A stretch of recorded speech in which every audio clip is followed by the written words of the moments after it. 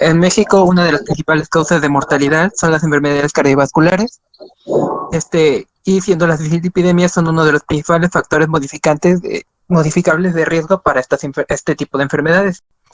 Las dislipidemias provocan una elevación de triglicéridos y una disminución de la HDL y un incremento de la LDL. Por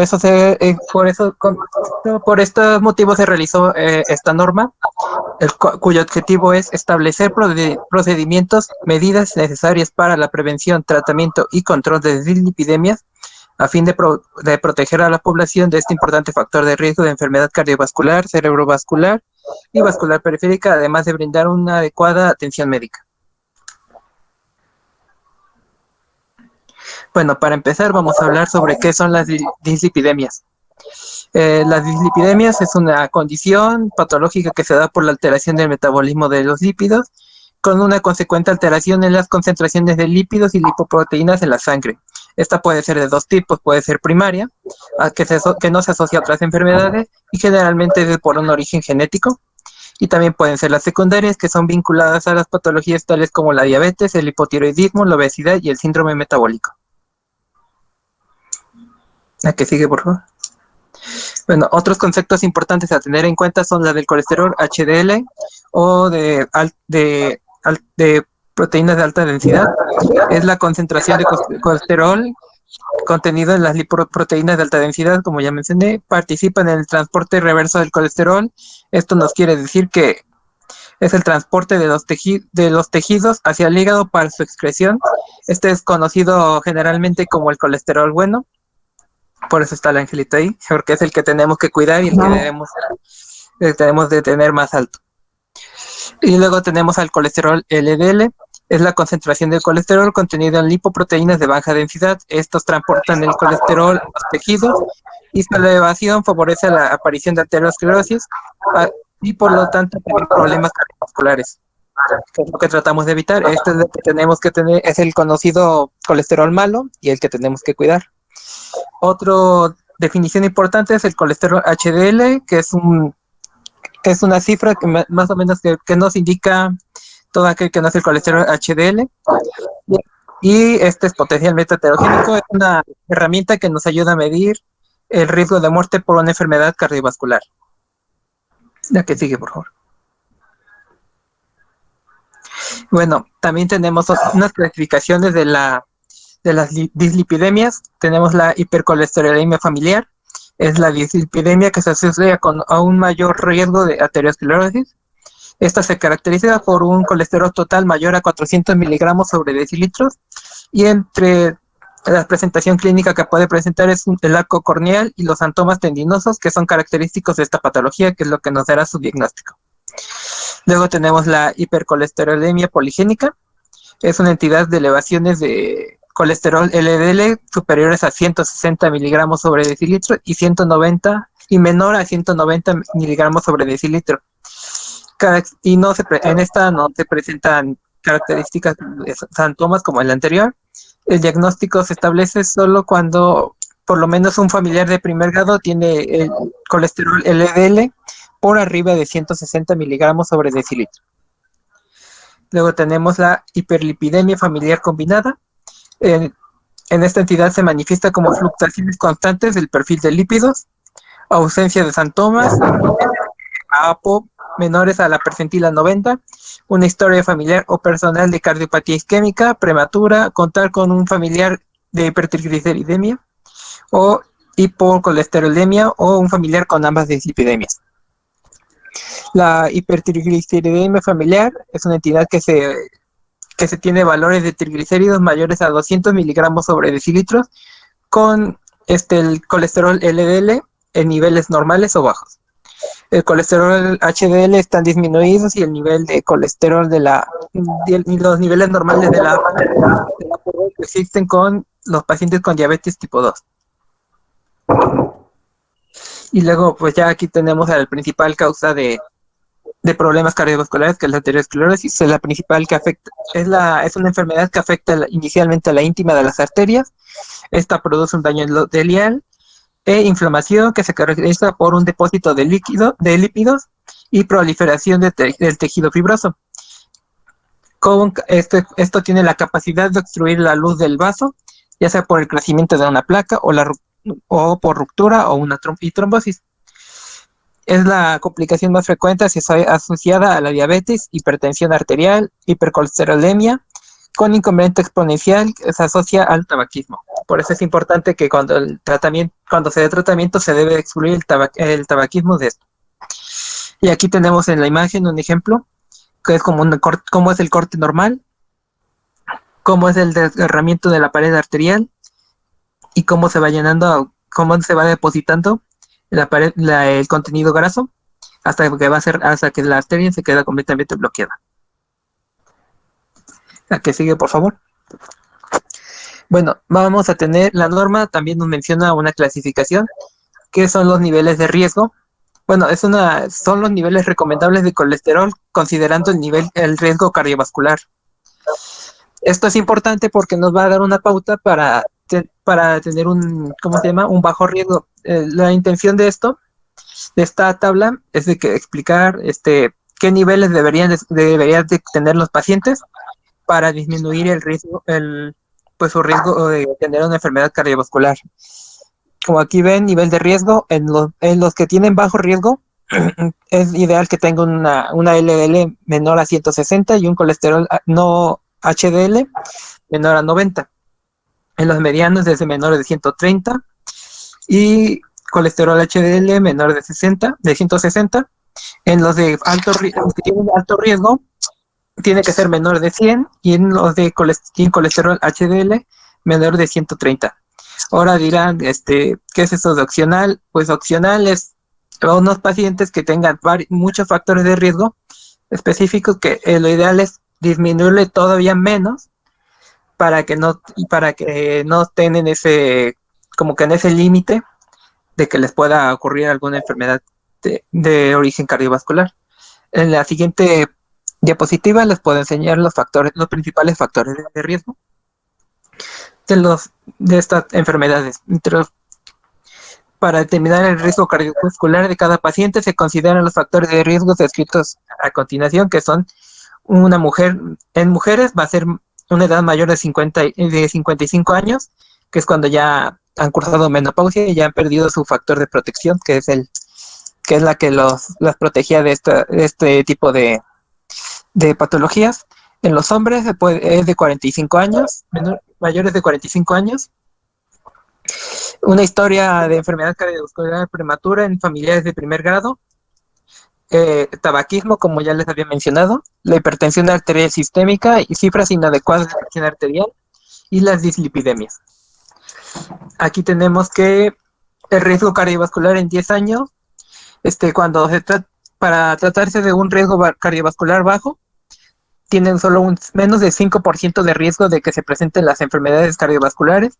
Para que esto se dé, solo no te tienes que tener ningún factor de riesgo o solo uno de los factores de riesgo mayor.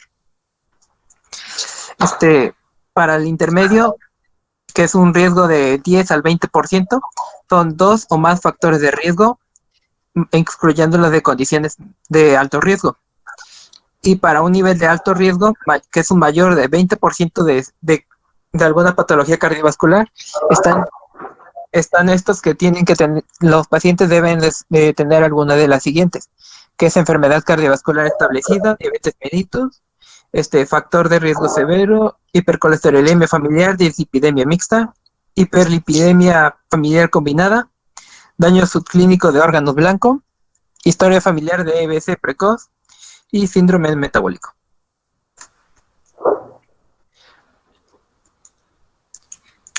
Bueno, ahora vamos a hablar sobre la prevención primaria. Las dislipidemias pueden prevenirse mediante las recomendaciones de una alimentación correcta y actividad física adecuada. Esta es la base del tratamiento para las dislipidemias y pues en la mayoría de las patologías, porque primero tenemos que cambiar nuestros hábitos de estilo de vida antes de pasar a cualquier tratamiento médico.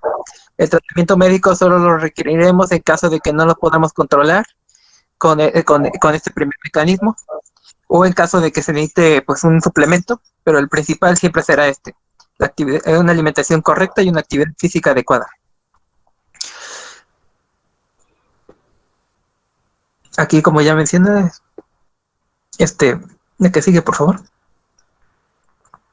Aquí están las acciones de prevención que debe tener como objetivo reducir la ingesta de grasas saturadas y de colesterol desde la niñez y se deriva en 5 estrategias, que es una alimentación correcta, el mantenimiento del perfil de lípidos dentro de los límites normales, mantener un peso saludable, mantener una presión arterial en valores normales y prevención primaria y secundaria, que eso es estar informado sobre este tipo de patologías.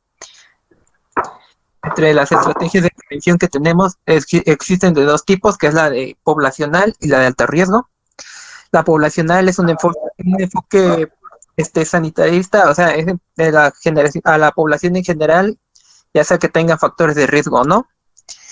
Se promociona estilos de vida saludables para disminuir el riesgo absoluto.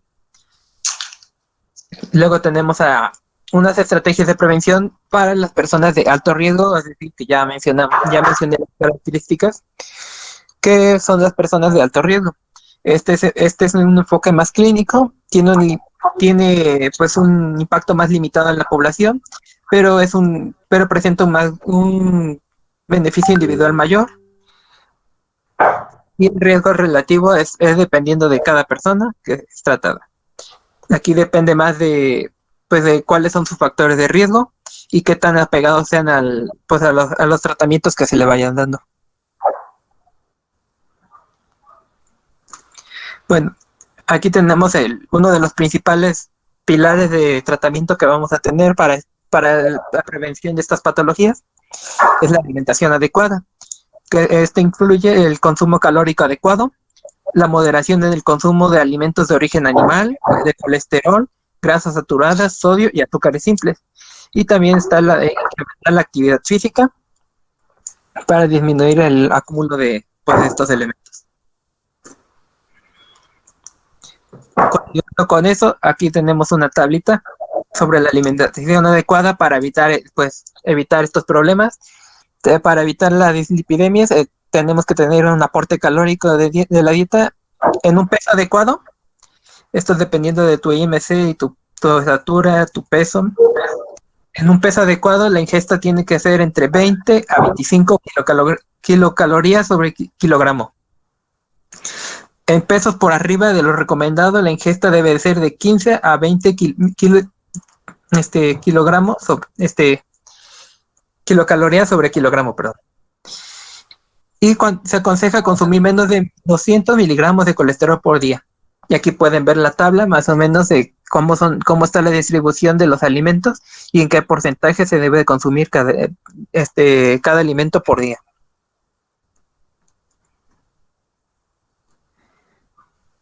Y bueno, la que sigue, por favor.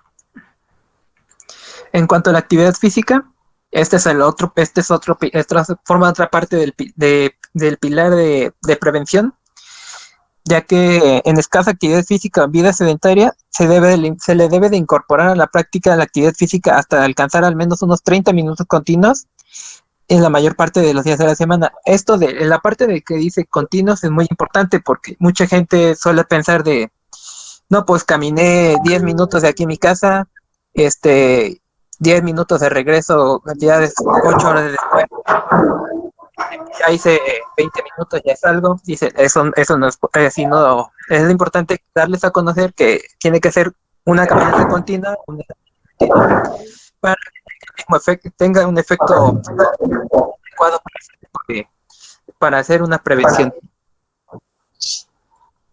También es importante pues tener un control de peso. El IMC recomendable para la población adulta es mayor a 18.5 y tiene que ser o menor a 25 kilogramos sobre metros cuadrados. Y bueno, pues aquí volvemos al punto 1, que es la promoción de la salud. En la población en general hay que promover pues, los peligros de estas enfermedades. Hay que hay que hacer actividades de educación a la salud, para que la gente participe, para comunicar este tipo de, pues, ¿cómo se llama? Estos estos RITs para que pues tengas una buena salud y estés sana, tengas menos riesgos de este tipo de enfermedades cardiovasculares y de cualquier otro tipo. Es importante pues hablar en estos ámbitos que son la familia, la escuela, la comunidad y y en los grupos de alto riesgo. ¿Esto por qué? Porque son los ambientes en los que generalmente estamos y con los que más convivimos. Okay.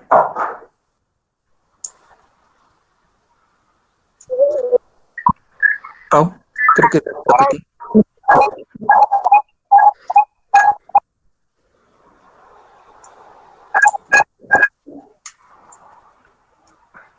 Pau. Ay.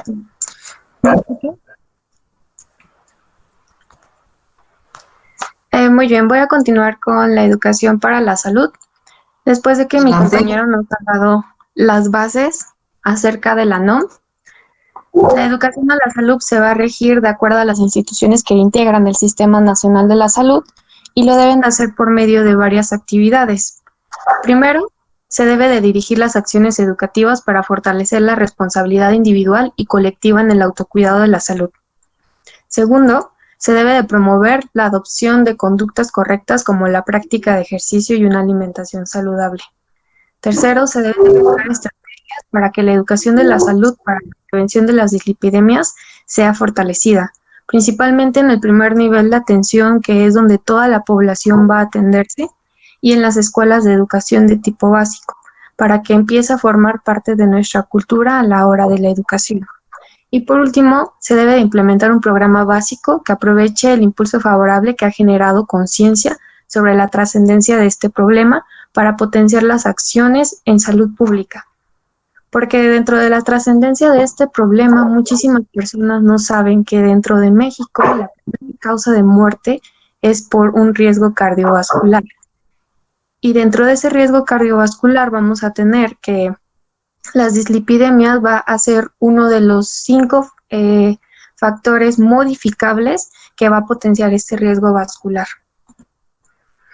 Muy bien, vamos a continuar con la participación social, porque como sabemos, no solamente depende, la salud va a depender por parte de los organismos de la salud, por parte de las personas que trabajan en este ámbito, sino también por medio de la sociedad. Y esto se va a hacer de la participación de autoridades, así como de grupos y organizaciones que promuevan la adopción de estilos de vida saludables y conductas saludables, sobre todo en los grupos de mayor riesgo. También se deben de establecer acciones permanentes para que se ofrezca al público alimentos saludables que contribuyan a la prevención y al control de las dislipidemias, y sobre todo que estos estén accesibles en cuanto al precio. También se dice que se tiene que fortalecer la coordinación con asociaciones de profesionales de la comunicación para planear y ejecutar campañas educativas tendientes a desarrollar estilos de vida saludables. Y por último, se debe de cuidar que se cumplan los lineamientos dietéticos adecuados en los desayunos escolares o en la venta de alimentos dentro de las escuelas. Que esto principalmente yo creo que es uno de los puntos más importantes que cuando regresemos de la pandemia se pueda un poco más. Bueno, ahora hablando de la prevención de las dislipidemias entre las personas de alto riesgo cardiovascular, vamos a tener que estas personas, este grupo en específico, debe de ser muy bien informado y apoyado para que pueda efectuar los cambios necesarios en su estilo de vida. Y también debe de recibir la información de que probablemente requiera tomar medicamentos por el resto de su vida. Y bueno, como siempre nos los dice la salud pública, la prevención debe de formar parte de las actividades de prestación de servicios de salud en cada uno de los niveles de atención y en cada uno de los profesionales de la salud. Hace que también se debe capacitar a otros miembros del equipo de la salud, como lo son los profesionales en nutrición, en enfermería, en trabajo social, en psicología, en deporte y en actividad física, para que se trabaje en conjunto y se tenga un cuidado realmente hacia este paciente, una orientación completa a este grupo que son los de alto riesgo. Muy bien, ahora vamos a hablar un poco más de las dislipidemias. En cuanto a la detección, La norma nos indica que para las personas mayores de 20 años de edad va a haber dos grandes grupos, los que no tienen factores de riesgo y los que tienen factores de riesgo. Entonces, para cualquier persona mayor a 20 años se le va a hacer una prueba de detección rápida, una medición de perfil de lípidos y el cálculo de lipoproteínas en sangre. Para las personas que no tienen factores de riesgo y todos sus resultados, los lípidos, se encuentren dentro de los límites recomendados, se le realizará la repetición de esta medición cada 5 años. Pero si esta persona tiene factores de riesgo o antecedentes familiares de trastornos de lípidos, diabetes, hipertensión arterial o enfermedad cardiovascular manifiesta, se debe de realizar con una periodicidad anual o bianual, dependiendo del criterio de los profesionales de la salud que lo están atendiendo en ese momento. Vamos a continuar con la evaluación diagnóstica. Cuando nos llegue este paciente, nosotros debemos de realizar una evaluación clínica completa, buscar intencionalmente los factores de riesgo cardiovasculares, vamos a evaluar su dieta, evaluar la actividad física que realiza, una exploración física completa, un estudio de la familia, pedir medición y cálculo de lípidos sanguíneos, también pedir una glucosa en ayuno y calcular el riesgo cardiovascular de forma global. Bueno, cuando se está realizando la exploración física debemos de tener presente que se deben de buscar intencionadamente xantomas, arcos corneales, soplocarotidios, anormalidades en el examen de fondo de ojo, cómo está distribuida la grasa corporal, si ese paciente tiene hipertensión arterial, debemos de calcular el índice de masa corporal, medir su perímetro abdominal y también observar si hay disminución en la intensidad de todos los pulsos periféricos. Y algo muy importante es que si se tiene disponible el equipo, se debe de realizar también el cálculo para tomar el índice brazo-tobillo. Muy bien. Continuamos con la medición de lípidos en suero. La medición en sangre del colesterol total, del colesterol HDL, no HDL, puede hacerse sin ayuno previo. Y para asegurar la validez, precisión y disminuir la variabilidad de la muestra, nuestro paciente debe de permanecer por lo menos 5 minutos sentado y con una aplicación de torniquete menor a 1 minuto. Ahora, para el cálculo del colesterol LDL, se debe de tomar la muestra con un ayuno de 9 a 12 horas. Es por eso que cuando se toman todas estas juntas, se le pide a nuestro paciente que tenga un ayuno de 9 a 12 horas para no errar. Y los valores: triglicéridos menor a 150 miligramos sobre decilitro, colesterol total menor a 200 miligramos sobre decilitro, colesterol LDL menor de 100 hasta 130 miligramos sobre decilitro y colesterol HDL mayor a 40 miligramos sobre decilitro. Muy bien. Después de que nos den estos resultados, nosotros debemos de hacer un diagnóstico diferencial de la dislipidemia, la cual se va a clasificar dependiendo de los resultados que nos den estos laboratorios. Por ejemplo, puede ser una hipercolesterolemia si el colesterol total es mayor a 200 miligramos sobre decilitro, pero los triglicéridos son menores a 200 miligramos sobre decilitro y el colesterol LDL es igual o mayor a 130 miligramos sobre decilitro. Las causas primarias: hipercolestelemia familiar, hipercolestelemia poligénica, hiperlipidemia familiar combinada. Es por eso que mi compañero hizo un poco de hincapié en las definiciones para que conociéramos todos estos términos. Después tenemos una hipergliceridemia, en donde están los triglicéridos mayores a 150 miligramos sobre decilitro, pero el colesterol total es menor a 200 miligramos sobre decilitro y el colesterol LDL va a ser menor a 130 miligramos sobre decilitro. Las causas primarias... Paola, ¿Sí? Diagnóstico diferencial de la dislipidemias, no es dislipidemia, nada más esa observación. Adelante. Ah, perdón, fue un error de dedo. Sí, ajá, no te preocupes, adelante. Vas bien. Sí, es dislipidemia, perdón. Bueno, voy a continuar. Las causas pueden ser hiperlipidemia familiar combinada, hipertrigliceridemia familiar o deficiencia familiar de lipasa lipoproteica o de apoproteína C2. Después tenemos que puede ser hiperlipidemia mixta si el colesterol total es mayor a 200 miligramos sobre decilitro, los triglicéridos son mayores a 150 miligramos sobre decilitro, el colesterol LDL es igual o mayor a 130 miligramos sobre decilitro y puede ser o no se puede presentar que el colesterol no HDL sea mayor a 160 miligramos sobre decilitro. Las causas más frecuentes son una disbeta lipoproteinemia, hiperlipidemia familiar combinada o una deficiencia parcial de la lipasa lipoproteica. Y por último hay otro que es más genética, que puede ser una hipoalfa lipoproteinemia, donde el colesterol HDL va a ser menor a 40 miligramos sobre decilitro. Bien.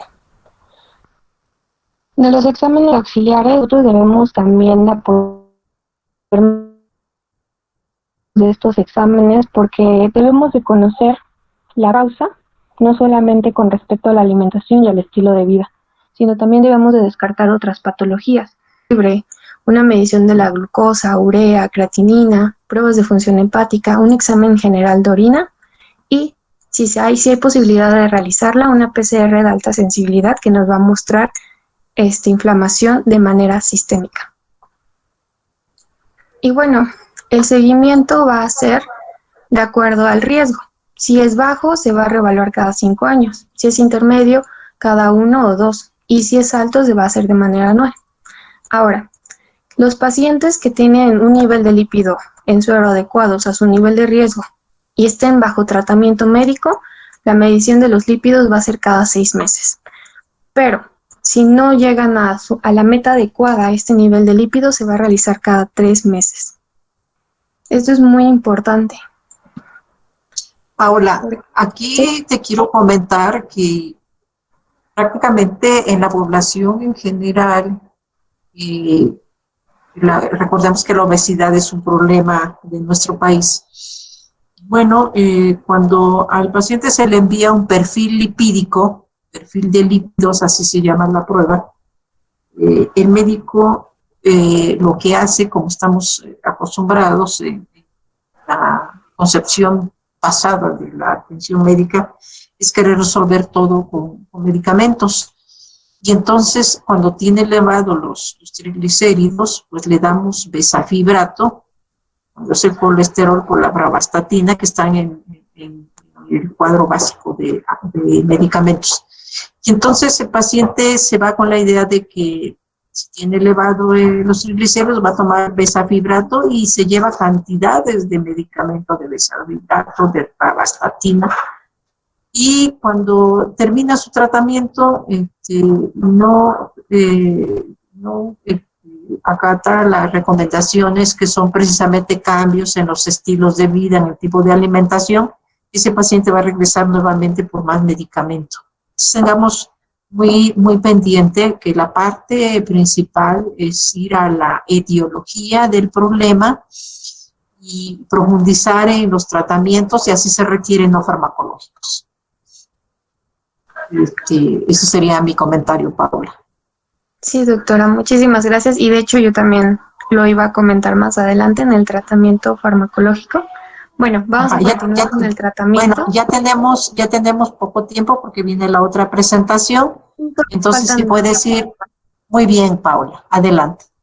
Gracias. En el tratamiento y control adecuado para reducir o eliminar otros factores de riesgo presentes, se debe también de eliminar o intentar eliminar cualquier causa secundaria o haber identificado alguna causa primaria o genética.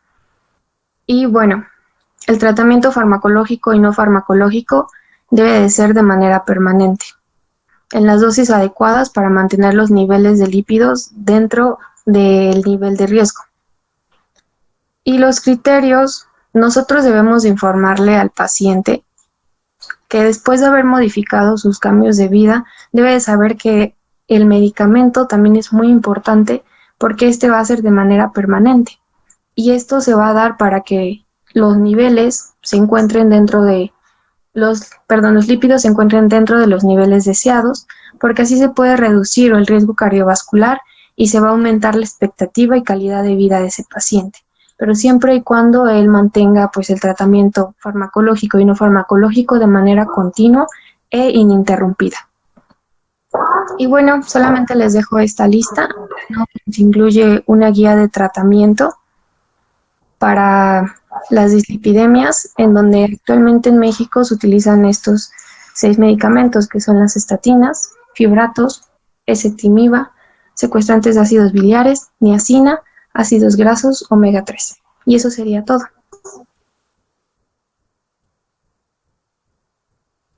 Continuamos.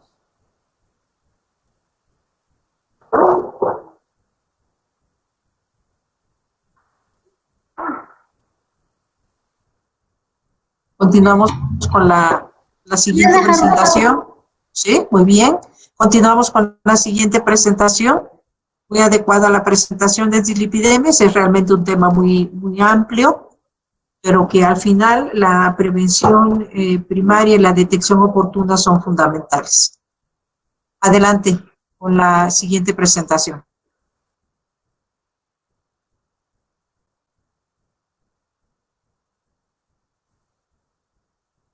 Vamos a darle la palabra a Juárez Flores Atenea y Merino Bautista Jacqueline para que nos aborden la norma que corresponde al control de las enfermedades de la perimenopausia y posmenopausia de la mujer. Adelante. Sí, buenas tardes compañeros. Mi nombre es Atenea Juárez Flores y como mencionó la doctora les vamos a hablar sobre la norma 035 que trata de las enfermedades en la posmenopausia. La siguiente.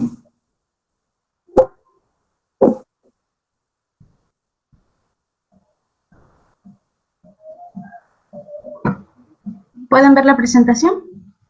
Sí la vemos. Adelante, Jacqueline. Atenea, ¿estás ahí? Sí, pero se queda la primera diapositiva en la portada. ¿No cambia? No cambia.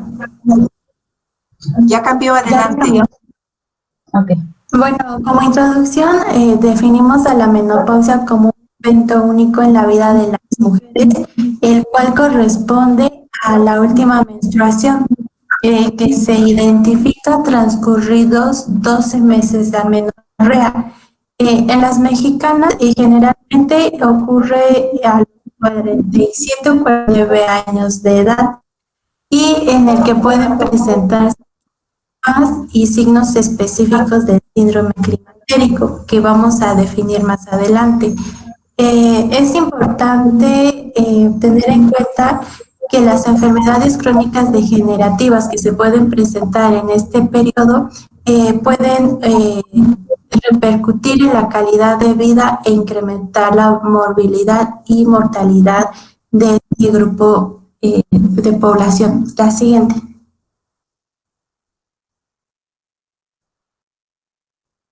El objetivo de esta norma es brindar atención médica integral con información veraz a las mujeres, así como contribuir a la prevención y al tratamiento oportuno de los signos y síntomas propios de la peri y de la posmenopausia. También contribuir a la prevención y tratamiento oportuno de las enfermedades que se presenten, fomentar en la población femenina hábitos y medidas saludables para que ellas fomenten el autocuidado de su salud, así como procurar el acceso a la información, brindarle a las pacientes consejería y servicios para la prevención y control de las manifestaciones clínicas asociadas. La siguiente. En cuanto al campo de aplicación, pues esta norma es aplicable a todos los servicios de salud del sector público y privado para brindarle toda la atención de calidad a las mujeres que se encuentran en la etapa del peri y de la posmenopausia. La siguiente. Estas son algunas definiciones que están dentro de la norma y dentro de las cuales es más importante pues mencionar que la menopausia natural se define como la última menstruación de la mujer y que se identifica desde transcurridos 2 meses de amenorrea. La menopausia prematura va a ser la que se prevé antes de los 40 años de edad o menos, mientras que la menopausia tardía va a ser la que se presenta en pacientes con más de 55 años. La siguiente. Y la perimenopausia es definida como el periodo comprendido desde el inicio de las irregularidades menstruales que anteceden a la menopausia hasta la terminación del primer año después de la misma. Aquí hay presencia de síntomas y signos que van a ser propios de climaterio. La posmenopausia se refiere al periodo comprendido a partir de la menopausia y hasta que ocurra la muerte de la paciente, y la premenopausia es el tiempo que procede al último periodo menstrual. Y el síndrome climatérico es el conjunto de signos y síntomas que se presentan durante la perimenopausia y la posmenopausia y que incluye síntomas vasomotores, alteraciones del sueño, alteraciones psicológicas y atrofia urogenital. Siguiente. Y esta es parte de la simbología y evaluaciones que se encuentran dentro de la norma.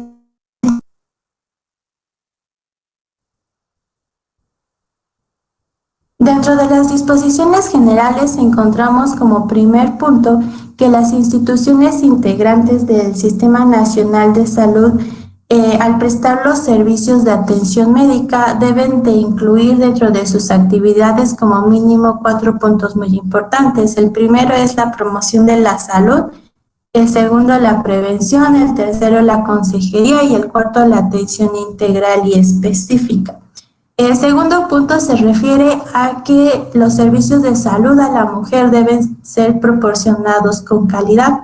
El tercer punto indica que la consejería brindada debe proporcionar a toda mujer que se encuentre en estas etapas información adecuada y con enfoque de género. La siguiente. El cuarto punto habla de la interconsulta o referencia a un segundo o tercer nivel de atención que se debe realizar cuando la paciente presente menopausia prematura, embarazo durante la transición a la menopausia, alteraciones menstruales por causas desconocidas, cuando haya una falta de respuesta al tratamiento farmacológico o manifestaciones clínicas como osteoporosis, enfermedad cardiovascular aterosclerosa u otras otras enfermedades que compliquen el manejo de la paciente en un primer nivel de atención, así como contraindicaciones para el uso de estrógenos o progestágenos, como son hemorragia uterina anormal, antecedente o presencia de cáncer mamario y o endometrio, antecedente de presencia de trombosis venosa profunda y enfermedades hepáticas agudas o crónicas severas. La siguiente.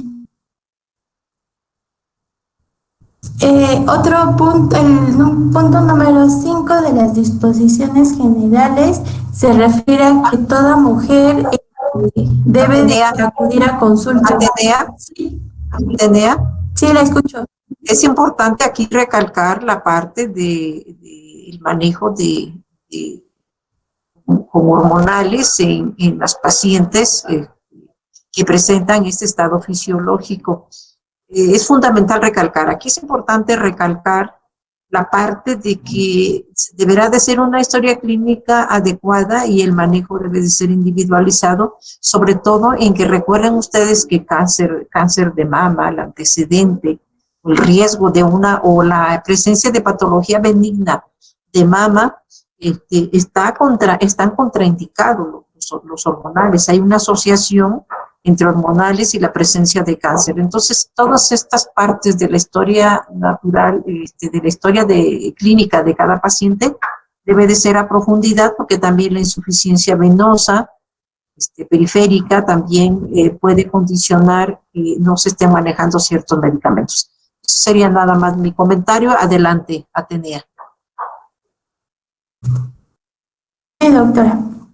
Bueno, el otro punto es que la consulta se debe efectuar cada 6 a 12 meses dependiendo de la necesidad de cada paciente y conforme lo vea el prestador del servicio.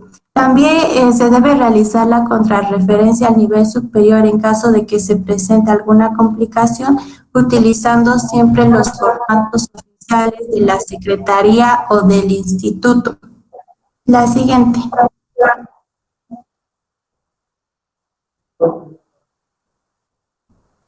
El otro punto muy importante que habla que la norma es sobre la prevención, el cual se divide, como sabemos, en primaria, secundaria y terciaria. La prevención primaria se refiere, bueno, está encaminada principalmente a lograr un estilo de vida saludable, en el cual primero se debe aportar información y educación a la salud, hablándoles sobre los cambios físicos, psicológicos y sexuales que ocurren en la perimenopausia y la posmenopausia. También las alteraciones menstruales que se presenten, así como los principales factores de riesgo para osteoporosis, enfermedad cardiovascular aterosclerosa y enfermedad vascular cerebral. Esto es con el fin de evitar esas patologías. También se deben abordar los principales factores de riesgo y medidas de detección oportuna de los cánceres cervicouterino, de endometrio y mamario, así como de los factores de alto riesgo en mujeres que se encuentren embarazadas durante esta etapa, es decir, en la perimenopausia. También es muy importante la orientación alimentaria. Y pues el profesional de la salud debe de brindar esta orientación siempre de acuerdo con los lineamientos establecidos en la norma, así como recomendar una dieta rica en calcio y vitamina D. Y bueno, pues es muy importante recomendar también la actividad física, disminuir el consumo de cafeína y así como la promoción en general, bueno, resumidamente, de estilos de vida saludable, como la participación social y activa de la paciente. La prevención secundaria se refiere a que, una vez establecidos que hay presencia de osteoporosis, diabetes mellitus, cáncer cervicouterino, mamario o enfermedades cardiovasculares, debe de ofrecer, cada médico debe ofrecerle a la paciente la recomendación de realizar citologías anuales consecutivas cuando el resultado ha sido negativo. Sin embargo, cuando ha sido positivo, pues es muy importante llevar el control adecuado ya con el especialista correspondiente. También es importante realizar la mastografía, así como otros estudios adicionales, como el ultrasonido de alta resolución general ósea de 65 años y más, y en el caso de mujeres menores de 65 años, algún como por ejemplo de más al menor 21, hábito tabáquico o antecedentes maternos o paternos de fractura de cadera. También es importante realizar estudios metabólicos especializados en detectar enfermedad cardiovascular. Y bueno, es importante referir al siguiente nivel de atención cuando haya una de estas enfermedades. También la prevención terciaria es la que se refiere a un daño mayor cuando se ha identificado una de estas enfermedades. Y la siguiente. Bueno, en la prevención terciaria me faltó agregar que siempre se le debe de brindar a las pacientes un trato respetuoso en el que el principal punto sea la confianza para que las pacientes se sientan libres de comentar todas sus dudas y que éstas sean aclaradas, así como identificar algunos problemas psicológicos como depresión. Y el otro punto es que es importante que los pacientes cuenten con la cartilla nacional de salud. Se deben de registrar todas las acciones realizadas durante la atención médica. La siguiente. La consejería se refiere a la parte de las acciones encaminadas de la atención médica a la mujer que apoyen a paciente voluntaria e informada de someterse o no a un estudio, a terapia y medidas preventivas en el autocuidado de su salud. Esto que vive en la etapa como un proceso natural de la vida y no como una enfermedad. Es importante recalcarlo a nuestra paciente. Hay que brindarle toda la información veraz y con imparcialidad, explicar los conceptos de perimenopausia y posmenopausia, así como aclarar sus inquietudes, temores y mitos sobre el proceso natural, así como proporcionar información sobre los síntomas y signos que vaya a presentar para que la paciente no se asuste o se preocupe. También es importante que la paciente explicar a la paciente de los factores de riesgo que conllevan osteoporosis o enfermedad cardiovascular y proporcionar información para que de medidas higiénico-dietéticas y con de vida saludable que ayude a disminuir estos riesgos, así como bien sobre la adopción de algún lógico, haciendo en los riesgos y beneficios que las alternativas que se presenten las características individuales de la paciente, así como verificar finalmente que la mujer recibió y comprendió la información. Y también es muy importante que nosotros como médicos tengamos en cuenta en todo momento que la decisión y el consentimiento de nuestra paciente debe ser respetado. Otro punto muy importante es el perfil del personal de los servicios de salud que va a proporcionar la consejería, el cual debe escuchar siempre con atención y respeto. Debe estar capacitado para establecer un diálogo ágil y empático con nuestra paciente, mostrar actitud e interés y cuando se identifica alguna lesión psicológica, pues debe ser referida a la paciente con el especialista. También el lugar y momento para efectuar la consejería debe realizarse en unidad a la paciente, en todo caso en el hospital, cuando ya sea referido a un segundo o tercer nivel de atención. Bien, hasta acá dejaremos la presentación, Atenea. Voy a pasar lista, mañana continuamos para finalizar esta norma. Entonces, voy a pedirles que verifiquen su asistencia. Alejo Córdoba, Natalia. Gracias. Arreola Rodríguez. Gamaliel. Gamaliel. Barragán Nolasco Lilia.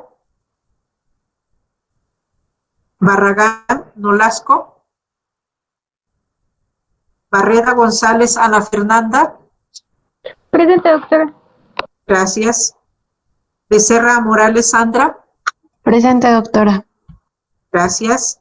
Bernabé Gaspar Luis. Eduardo.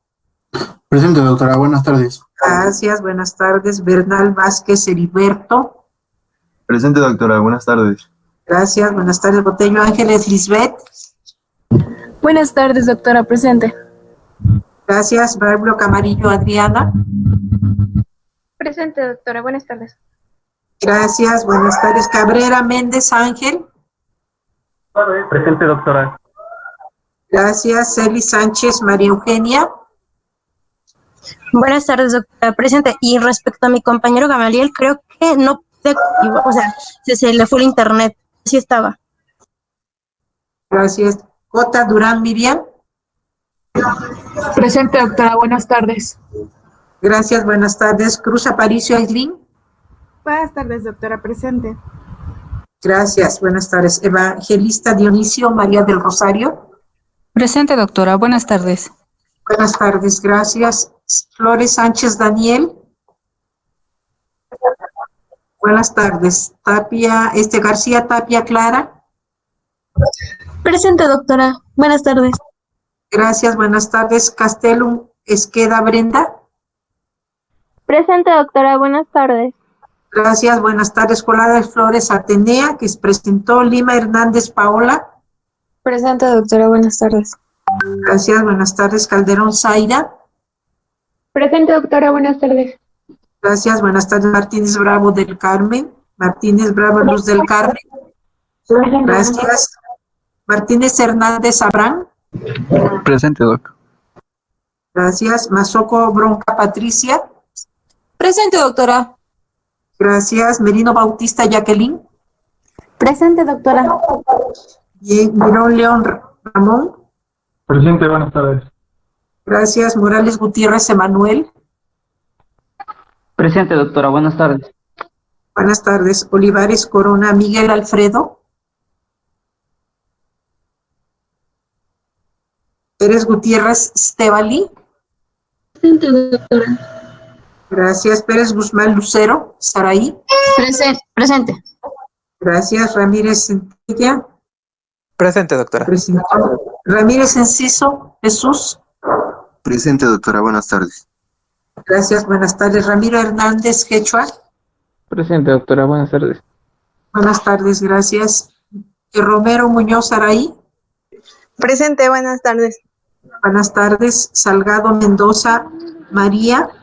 Joani. Presente, doctora. Buenas tardes. Buenas tardes. Gracias. Sánchez Espíritu Valentín. Presente, doctora. Buenas tardes.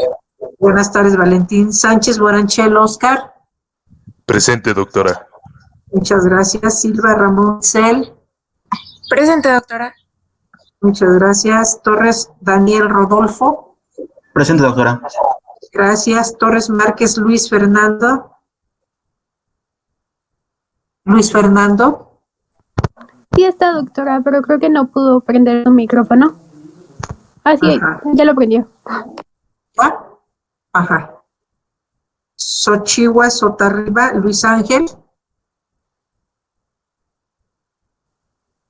Bueno, pues hemos visto dos temas muy amplios y de suma interés, como es el problema de los lípidos asociado a una de las patologías que son causas primeras de mortalidad, que son las enfermedades cardiovasculares, el problema asociado de la obesidad en México, nuestros niños con obesidad, y bueno, entonces estaremos siempre aplicando la parte de lo que es el control y el manejo de las dislipidemias. Y por otro lado, asociado al problema de la obesidad, las alteraciones hormonales, fisiológicas propias de la mujer durante la menopausia, amerita también tener un control de sus lípidos, el manejo del peso, el manejo adecuado de los hormonales. Esto es, a veces es fundamental hacer una historia clínica completa, y la parte de la prevención primaria, que tiene que ver que, bueno, que la mujer pues tiene que estar en condiciones con un índice de masa corporal apropiado.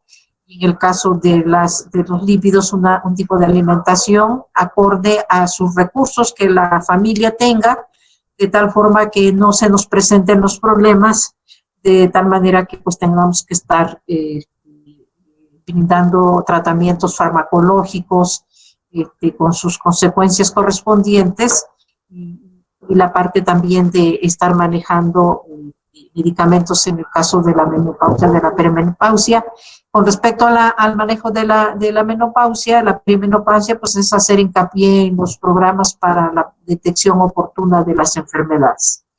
Entonces, importantes las normas muy amplias. Y bueno, finalizamos la actividad del día de hoy, continuaremos mañana. Quiero adelantarles que después del día de mañana tenemos programadas también las actividades para el jueves, y el viernes, viernes o lunes, según vayamos avanzando, vamos a continuar con la norma de planificación familiar, la 005, y con la norma de la prevención y control del VIH, que es la 010. Entonces, doy esta información y me despido de ustedes. Espero que pasen muy buena tarde, cuídense mucho, y un abrazo a todos y todas ustedes. Que tengan buena tarde. Hasta luego, un abrazo. Gracias, doctora. Bonita tarde. Buenas tardes. Hasta luego, buenas tardes. Doctora, Buenas tardes. Hasta luego, buenas tardes. Doctora, ¿me escucha? Hasta luego. Sí te escucho. Sí. ¿Alguien quiere hablar conmigo? Sí, yo quiero hablar con usted, por favor. Sí, entonces buenas tardes. Me quedo con Paola.